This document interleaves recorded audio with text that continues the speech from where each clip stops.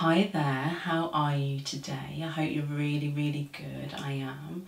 And just wanted to say a massive thank you for all of the questions and comments that I'm receiving and for all of the questions that I'm being asked to answer and make videos about. Today's question comes from Sophie, and Sophie asks, would you be able to suggest some advice on avoiding overthinking when I get into bed to go to sleep? When I get into bed, instead of relaxing and winding down, my mind starts racing. So the first thing that I'll say before I get into the content of this video is, because of the language that I'm going to be using and because of the topic that we're addressing here, though you shouldn't be watching this or listening to this while you're driving or operating machinery, it is advisable that if you are doing either of those things, that you stop the video now and that you come back and listen to it another time. Okay, so that's a disclaimer. So Sophie, what I'd like to just mention first of all is that this is a common problem. This is something that many people experience and something that has personally impacted on my life. If you remember a few videos back, I made a video about forgiveness. And in that video, I spoke about an issue that happened to me, or something that happened to me when I was 15. And as a result of that issue, as a result of that experience, I went on to experience post-traumatic stress syndrome, PTSD. And as a result of that, I went on to experience insomnia for many years, and it really plagued my life. Now, I also know that insomnia is perhaps an exaggerated issue in terms of what you're experiencing now, but it's something that I went through and perhaps can liken it to your experience and offer some suggestions as to how you can overcome what it is that you're going through. Now, one of the things about insomnia is that when you get into bed, mind starts racing, it starts going over and over the things that perhaps have happened in the day. It's one thing that can happen. Now, what happened for me was that it wasn't until I actually did my NLP practitioner training that I was able to find and discover strategies and techniques to help me to cure this once and for all for good. I was actually reliant on sleep medication for 4 years leading up to my practitioner training.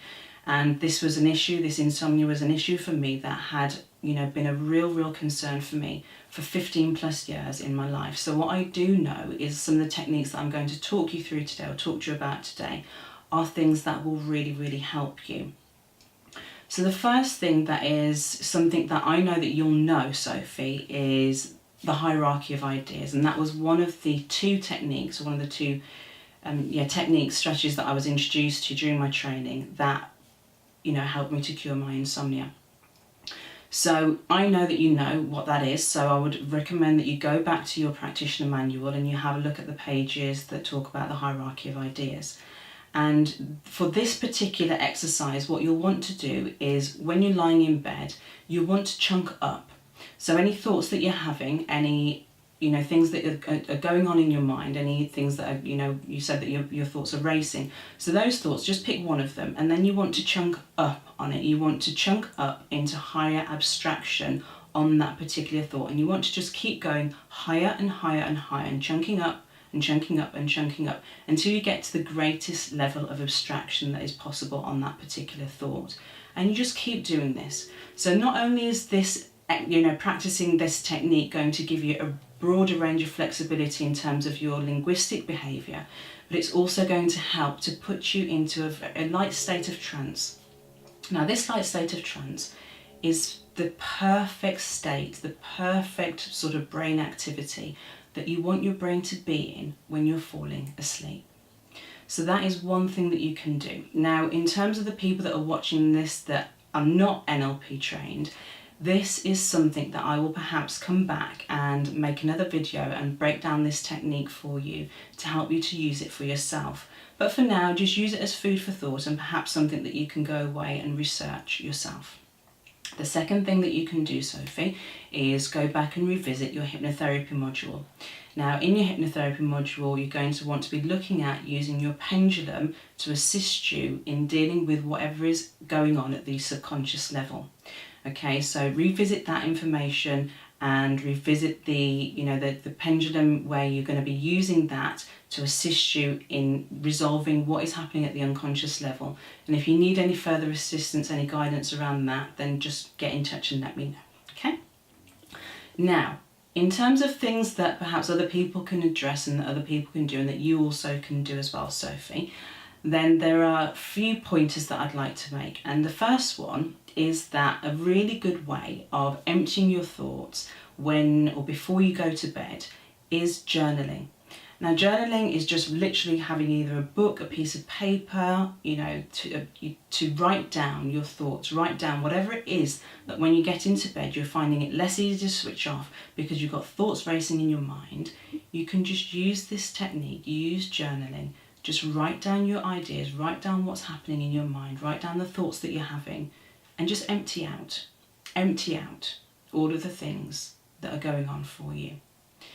Now, taking that a step further, the second thing that I would recommend from the things that I'm just about to share with you is that if you're finding that the things that you are racing in your mind are causing you problems in your life, are an issue for you, it's time to start thinking about perhaps addressing some of those.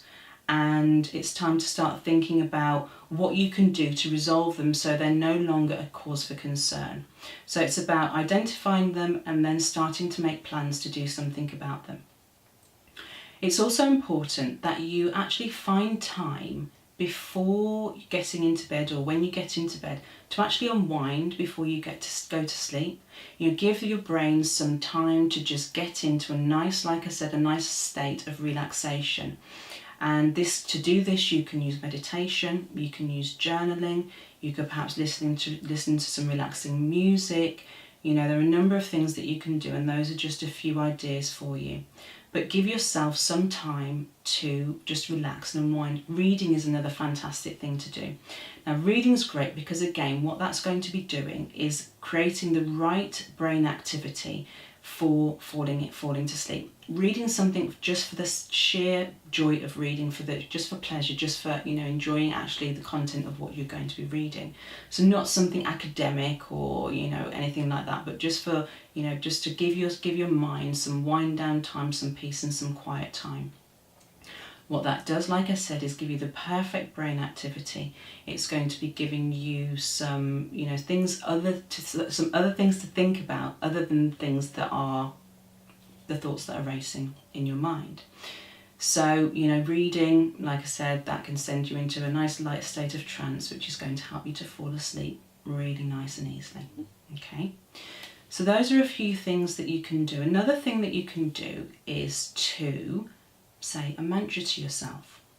Now, something that I find works for me, if I ever have perhaps a little blip and wake up in the middle of the night and want to get back to sleep, the thing that I say to myself is, it's okay to sleep now.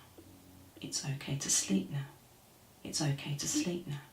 Now, a mantra is just a short sentence, a couple of words, a few words, a short phrase that you can repeat over and over to yourself just to give you that reassurance, just to give you a nice warm feeling inside, just to kind of comfort yourself and reassure yourself that now is a good time to sleep. So, my dear, those would be some of the things that I would recommend that you definitely take action on and do to resolve the problem that you're having.